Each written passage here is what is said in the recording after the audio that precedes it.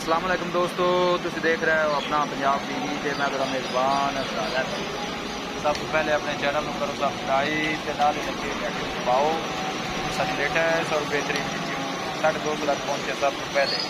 लो जी दोस्तों, जिस तरह पता है कि अपना पंजाब टीवी ना वास्ते रोज़ कोशिश करता है कि अच्छे तो अच्छा जानवर और फुल रेट पर जानवर लैके रोज़ तरह माशाल्लाह आज भी जनाब बेटा डीजल वैट की वीडियो लैके हाजिर होंगी। माशाल्लाह बड़े कद काठ वाली गाड़ी है जनाब, देख सकते हो। दूसरा वाला जनाब गाड़ी सुनी है 4 to 4.5 महीने की जनाब प्रेगनेंट है,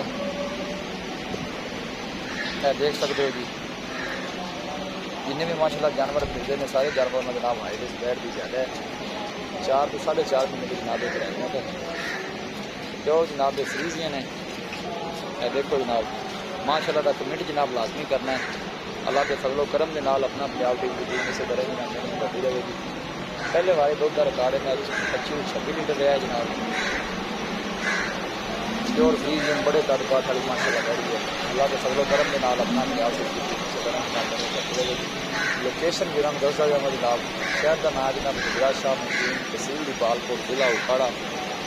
देखो माशाल्लाह जितनी भी तारीफ की जाए इस जानवर की उन्नी घट है। माशाल्लाह बड़ा खूबसूरत है, लाजवाब जानवर है।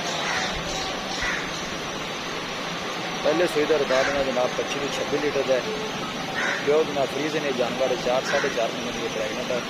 जो भी भाई आएगा जनाब इंशाल्लाह पास करा के देना। खाना भी जनाब बिल्कुल घास है कलिए में खंड चारी माशाल्लाह बड़े माशाल्लाह कद काठ लगी। डिमांड की जनाब मालक करते हैं 3,30,000 रुपये।